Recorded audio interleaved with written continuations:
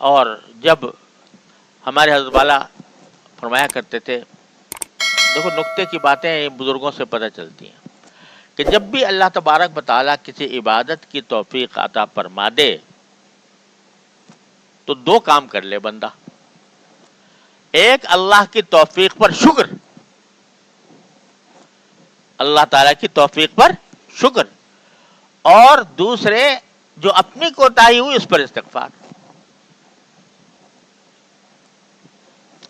جب تم نے نماز پڑھ لی جیسی کیسی بھی پڑھ لی اور تم نے شکر ادا کر لیا، یا اللہ آپ نے اپنے فضل و کرم سے مجھے توفیق عطا فرما دی، میں آپ کا شکر ادا کرتا ہوں، یا اللہ میں جیسی پڑھنی چاہیے تھی ویسے نہیں پڑھ سکا، مجھے معاف کر دیجیے.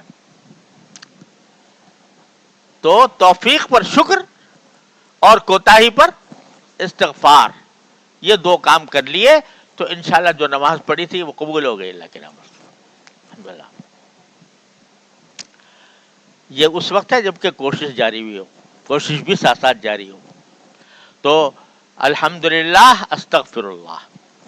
ہمارے حضرت نے بتایا تھا، مجھے کہیں کتاب میں تو نہیں ملا لیکن حضرت نے ظاہر ہے کہیں دیکھا ہی ہوگا کہ حضرت صدیق اکبر رضی اللہ تعالیٰ عنہ سے فرمایا کہ وہ فرماتے تھے کہ جو بندہ عبادت کے بعد یہ دو جملے کہہ لے، الحمدللہ استغفر اللہ، الحمدللہ استغفر اللہ، تو اس نے شیطان کو شکست دے دی.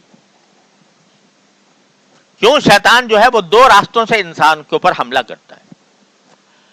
ایک اس بات سے کہ وہ اللہ تعالیٰ کی توفیق کی ناقدری کرتا ہے، کرنے کے اوپر ابھارتا ہے. تو نے کیا نماز پڑھی ہے؟ نماز تھوڑی تھی یہ، تو نے ٹکریں ماری، یہ دل میں ڈالتا ہے. اس کا علاج ہے الحمدللہ، کہ جو بھی توفیق مل گئی اللہ کا پر شکر ہے. ہاں مجھ سے کوتاہیاں ہوئیں، میں ٹھیک کر نہیں پڑ سکا، لہذا استغفر اللہ.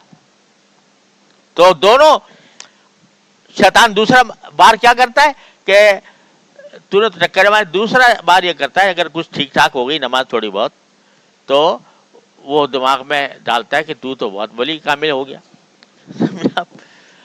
اور وہ مقولہ مشہور صلی الحائق رکعتین منتظر البحیہ، کہ ایک جلاہے نے 2 رکعتیں پڑھ لی تھی، اس کے بعد وحی کے انتظار میں بیٹھا ہے کہ کہیں مجھ پر وحی نازل ہوگی. تو عجب پیدا کر دیتا ہے، عجب پیدا کر دیتا ہے کہ تو بڑا ولی اللہ ہو گیا، پہنچا ہوا ہو گیا.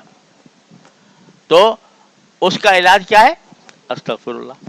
تو شیطان دو طریقے سے حملہ آور ہوتا ہے، کسی عبادت کے انجام دینے کے بعد یا اسے مایوس کرتا ہے، اس کا علاج ہے الحمدللہ، اور یا اس کو عجب میں مبتلا کرتا ہے تو اس کا علاج ہے استغفر اللہ. تو حضرت فرماتے ہیں کہ حضرت صدیق اکبر کے رضی اللہ تعالیٰ عنہ کہ جس نے یہ 2 کام کر لیے عبادت کے بعد، الحمدللہ استغفر اللہ، شیطان کہتا ہے میری کمر توڑ دی اس نے.